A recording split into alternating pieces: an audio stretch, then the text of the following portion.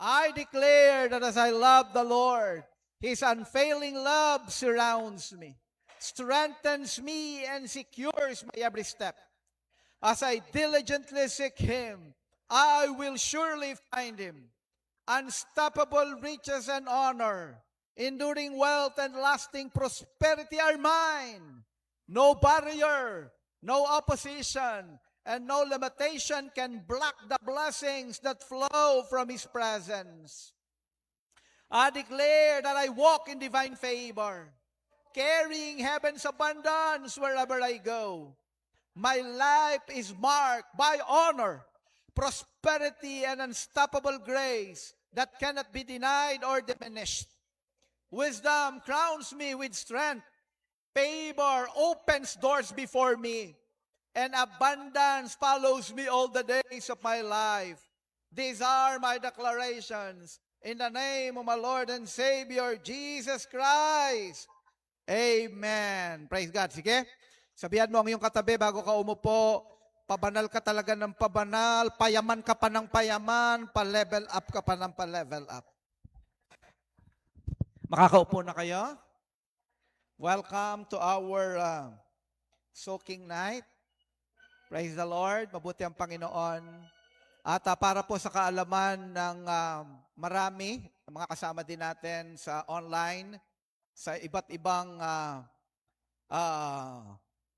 lugar, isla ng Pilipinas, ay nakaisang linggo na yung ating mga home offices. At isang palakpakan natin si Lord. Thank you, God. At ang isang magandang naidulot nun, ay merong prayer meeting. Gabi-gabi. Hindi nga umaga yon. Sa tuwing umaga ng alas 12.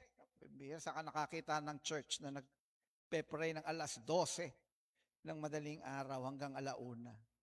So from Monday to Friday, ay may nananalangin.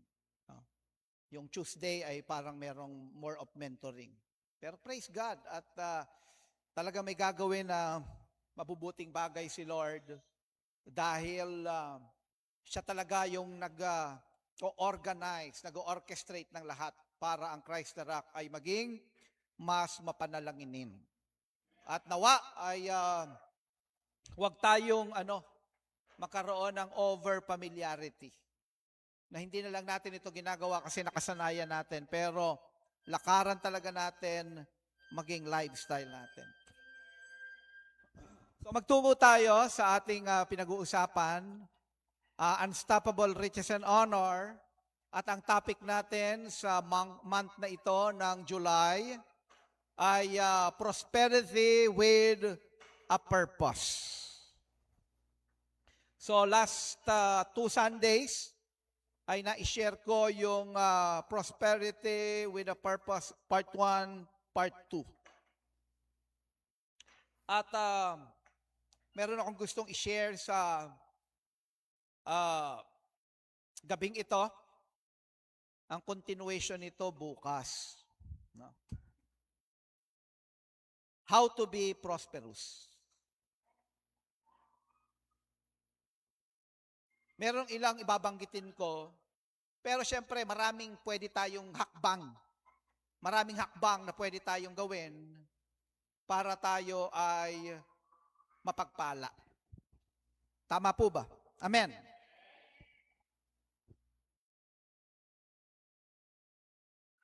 Sa Bible, yung salitang prosperity, salitang wealth, salitang prosperous, salitang riches or prosper ay paulit-ulit na mababasa natin sa Bible. Ibig sabihin, ito ay mahalagang topic. Ibig sabihin, ang desire ni God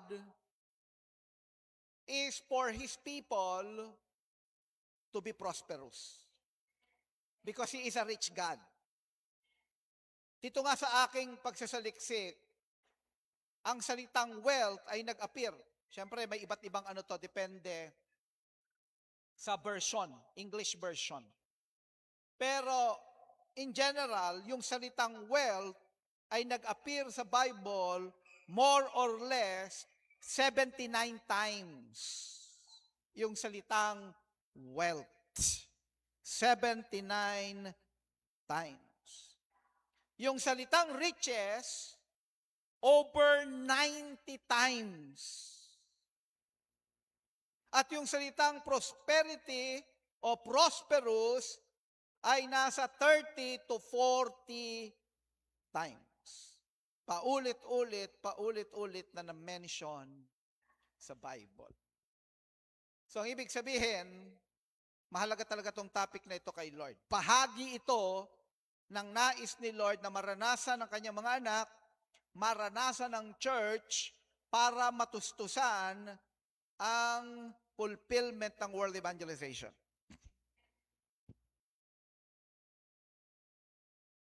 Kung tatanungin ko kayo ng rough estimate, no? Ganyan-ganyan yung sinabi ko dun sa architect. Sabi ko, bigyan mo nga ako ng rough estimate nung pagagawa namin.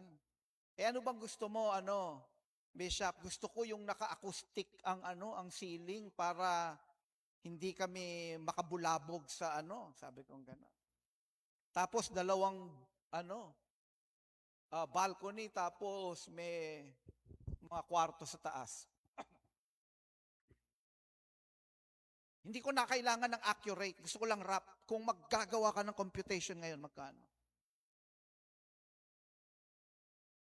Munti ko hindi malunok yung kape na iniinom. Ang sabi sa akin, 26 million. Nasa isip ko, kayang-kaya yun ni Rem. 26 million lang pala. Hallelujah! Pero kung tatanungin ko kayo, rough estimate, magkano kaya ang kakailanganin para tustusan ang fulfillment ng world evangelization? Gatiting ang 26 million. Magpapagawa ka nga lang ng building dito sa loob ng Ciudad Real, sa San Jose del Monte, Bulacan, sa Pilipinas, 26 million na. 400 square meters. In-upgrade ko lang ng konti. Meron kasi siyang binigay na isang estimate, yung mid-cost ba yung isa niyang binigay? Grabe pala, ganun ka-expensive yung fulfillment ng world evangelization. Kaya kung walang mga kalalakihan at kababaihan na i-anoint talaga si Lord para mapagpala, ang mga churches mananatili na lang sa kung nasaan sila. Bawat kibot, kinakailangang maglabas ng pera. Amen. Pupunta pa lang nga tayo dito, naglabas na tayo kaagad ng pera para makarating tayo dito.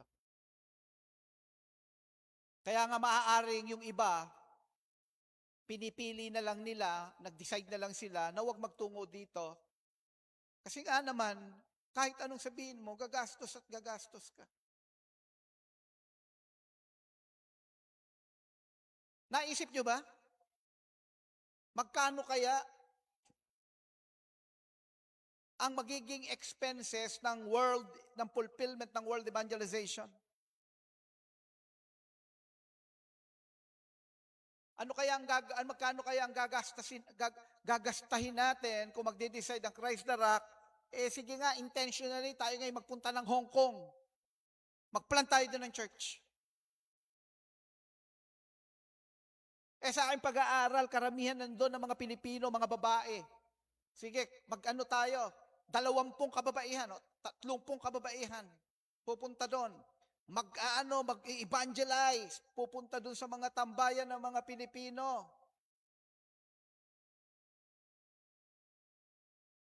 Sasagarin natin yung ibinigay sa ating ilang 14 days. 2 linggo. Tapos nun, labas tayo ng Macau. Doon naman tayo magkalat. Share ng gospel. Pagkatapos, babalik na naman tayo ng Hong Kong for another 14 days. Buwan-buwan tayo doon. Ganun gagawin natin. Hanggang makapag-plant ng church. Pwede? Pero hindi yun libre. Amen. Pero kung may 20 to 30 ka na mag-i-stay doon, araw-araw, mag-share ng gospel, ba? Makapag-plant ng church. Amen. At nais ko kayong dalhin ngayon sa salita ng Diyos sa 3 John 2. Babasahin ko siya sa New King James Version. May mga iba't ibang mga version akong gagamitin. 3 John 2, Beloved, I pray that you may prosper. Sabihan mo nga ang iyong katabi, that you may prosper in all things. Ulit, sabihin mo, that you may prosper in all things. Ang sarap ng prayer na ito ni Apostle John. At alam natin, para ito sa mga mananampalataya. Kaya nga sinimulan niya yung yung verse 2 na ito, Beloved, I pray that you may prosper in all things. Palagi nyo itong naririnig sa akin, mas bagay sa mga anak ng Diyos ang mayaman. Hindi bagay sa mga unbelievers, hindi bagay sa mga nasa sanlibutan ang mayaman. Maaaring malaki ang possibility na hindi magamit sa tama. Maaaring makatulong pa rin. Nakakatulong din naman. Pero sa mga anak ng Diyos, ang priority ay ang kaharian ng Diyos, ang fulfillment ng world evangelization. Bakit? Kasi ang mundong ito, temporary lang to.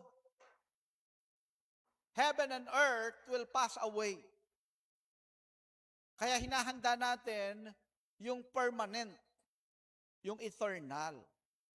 Amen. Beloved, I pray that you may prosper in all things and be in health.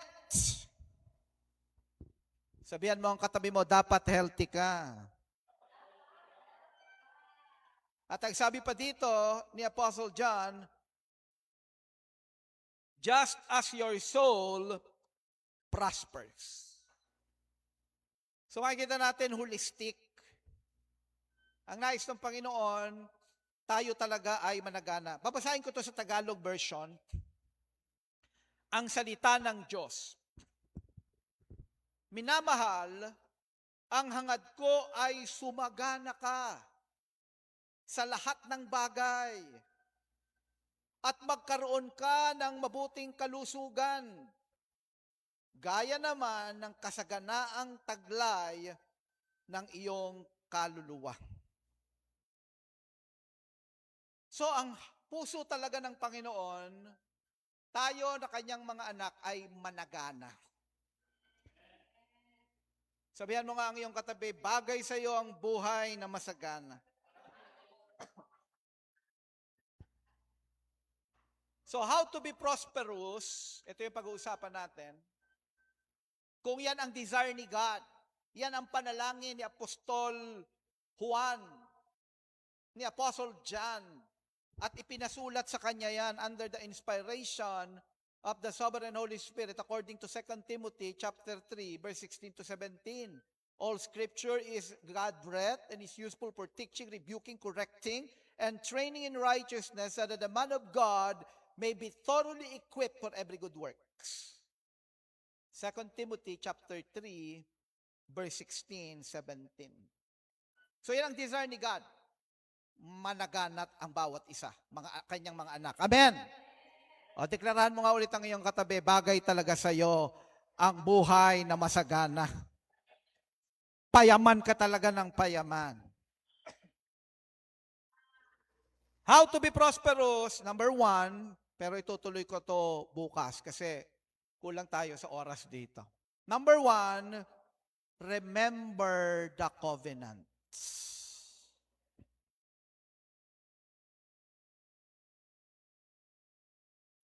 Wealth is covenantal, not accidental.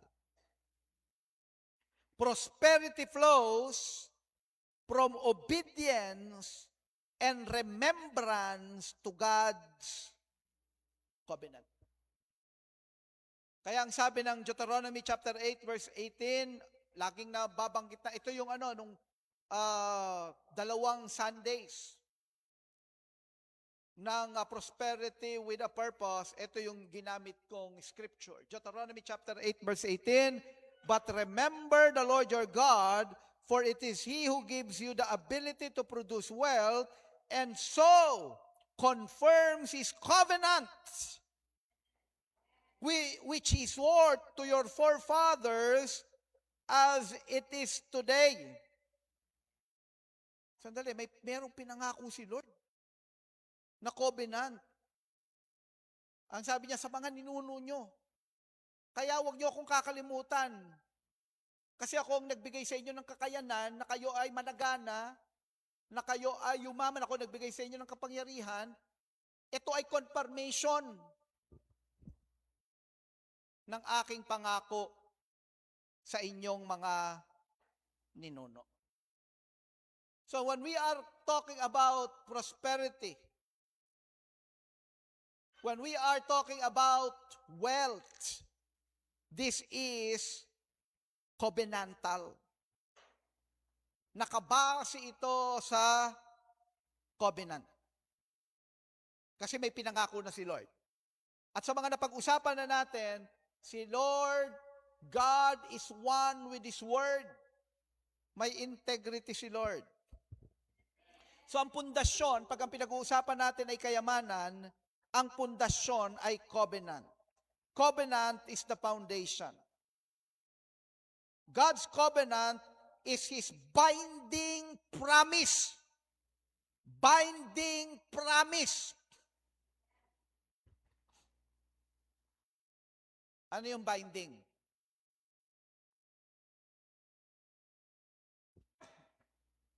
Nakatali ka na dun. Ganun si Lord. Pag si Lord nangako, because He is one with His Word, may integrity siya. Pag nagsalita siya, nakatali siya doon.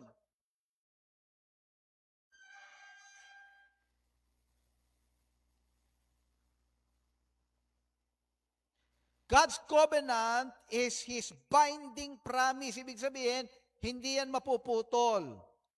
Sworn to Abraham, Isaac, and Jacob, that He would bless their descendants. So prosperity is not random. It flows from covenant relationship. Kaya nga tayo sa Ministry of Deliverance, naniniwala tayo, may mga sumpa ng kahirapan, sakit, karamdaman, kaguluhan, kasalanan na pwedeng dumaloy sa saling lahi. Kaya nga kailangan yan maputol. Amen. Kung totoong-totoo yan sa mga sumpa, kahirapan, karamdaman, kaguluhan, kasalanan, o yung tinatawag na iniquity, totoong-totoo din yung generational blessings. Kasi may pinangako si Lord, yan ay to love the finished work of our Lord Jesus Christ on the cross. Ang new covenant ay recipient ng mga pagpapala na pinangako ng Panginoon. We are seeds of Abraham according to the promise. Recipient tayo. So, ang covenant, ang foundation. Kaya sabi ng Panginoon sa Deuteronomy 8:18, but remember the Lord your God. Sabihan mo nga ang iyong katabi, remember. Sabi ni Lord, ako, hindi ko kinakalimutan yung covenant, tutuparin ko yan, pinangako ko sa mga ninuno ninyo. Ang confirmation niyan, you will prosper. Pero, huwag niyo akong kakalimutan.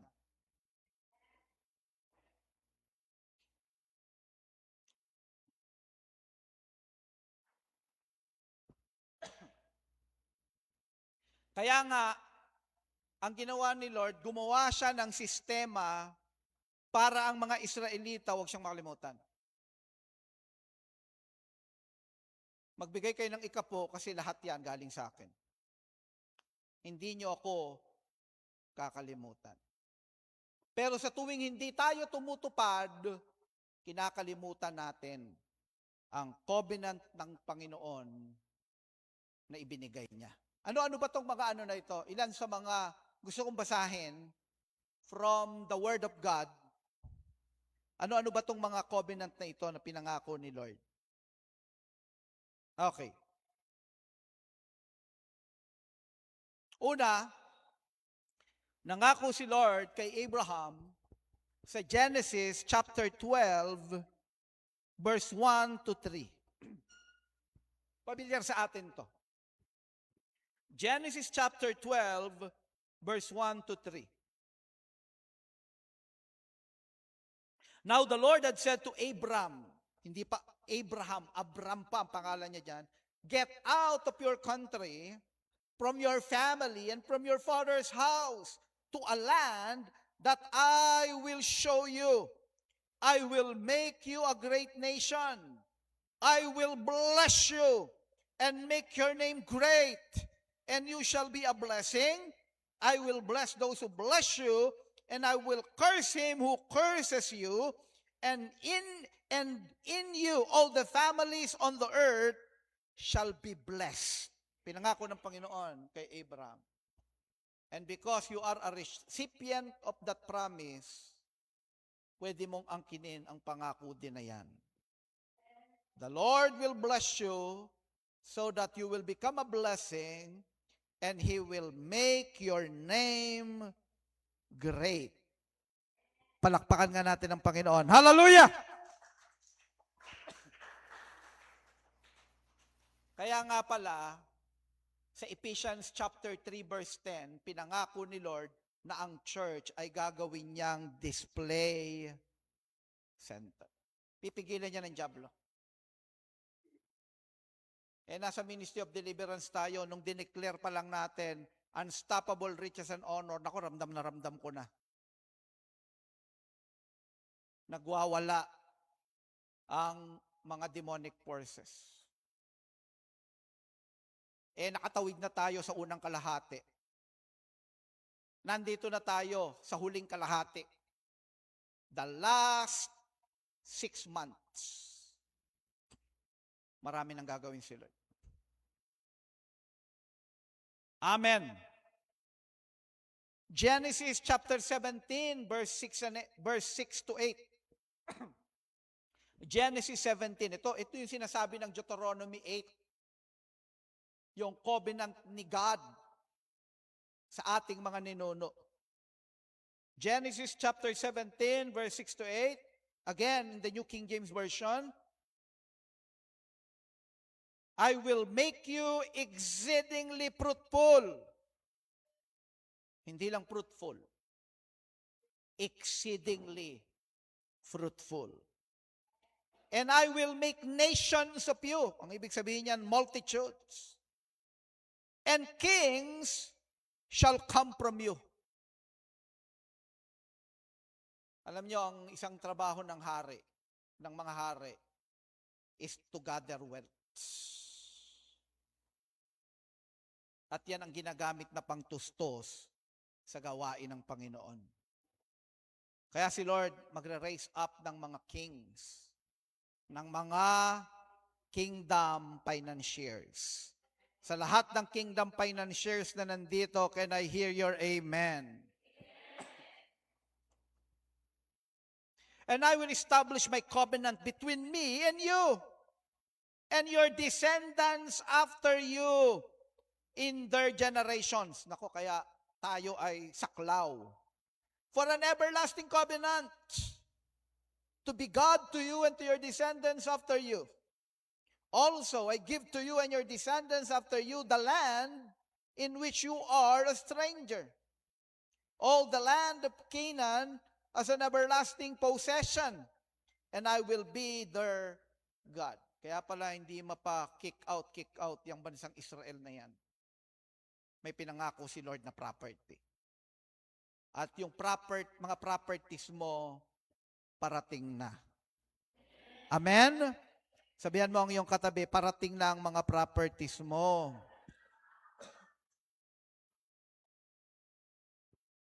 Palagay ko may makakabili dito ng lupa at makapagtatayo ng bahay dyan sa Colinas. Palagay ko lang para malapit dito, tatawid lang. Amen. Ang sabi dito sa verse 17 ng Genesis chapter 22, Genesis chapter 22 verse 17, sa Living Bible. Oops, parang hindi nyo ito pwedeng makalimutan. Ito yung ating verse last year. I will bless you with incredible blessings and multiply your descendants into countless thousands and millions, like the stars above you in the sky and like the sands along the seashore. They will conquer their enemies. Bahagi yan ng covenant. Genesis chapter 22 verse 7.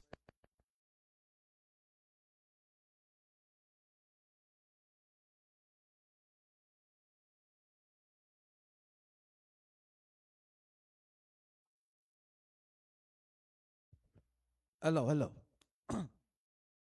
Nagpaparamdam na yung mga natin, mga equipments.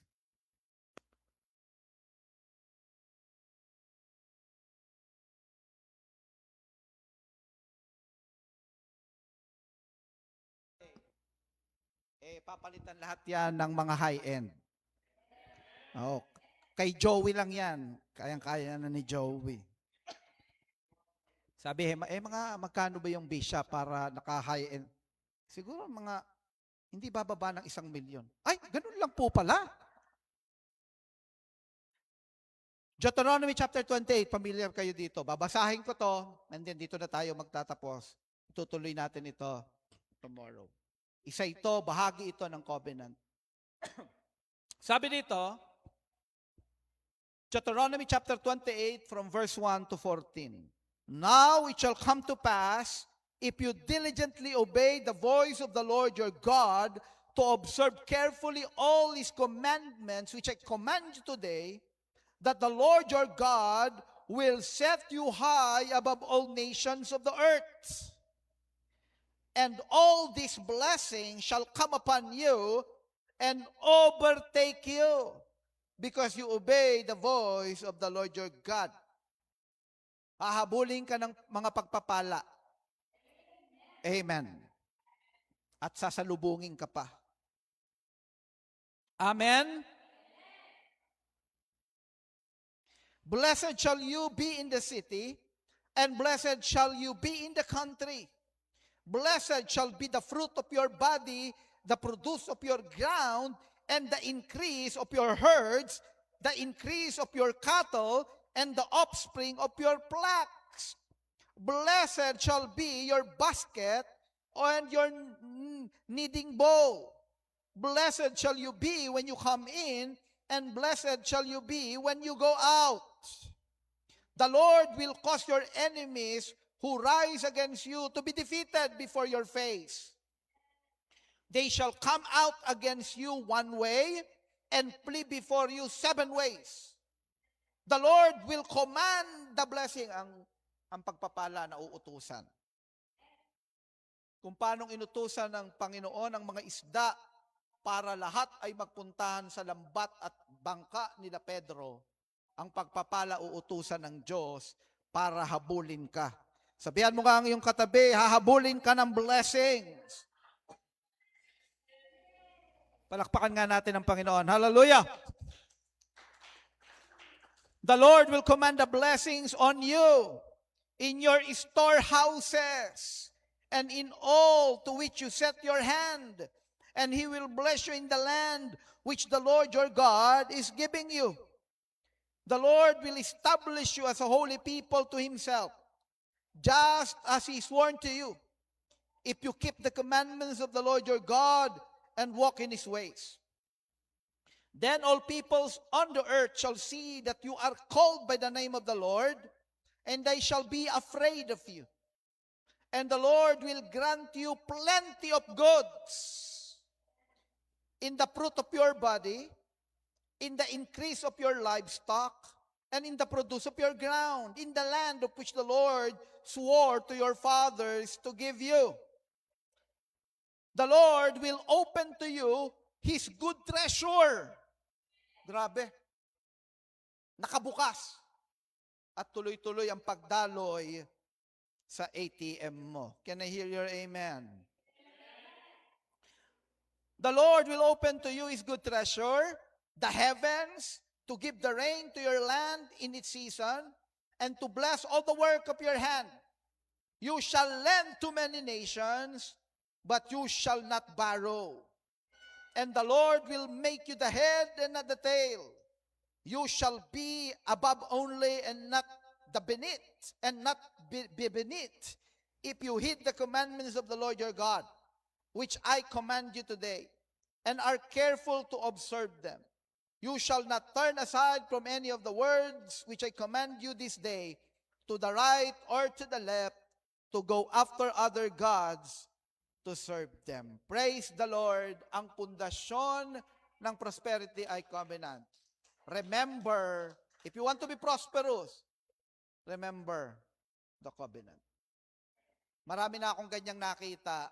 Nung natutong sumunod kay God, inonor si God, talagang natutong kahit papaano, lakaran ng covenant ni God.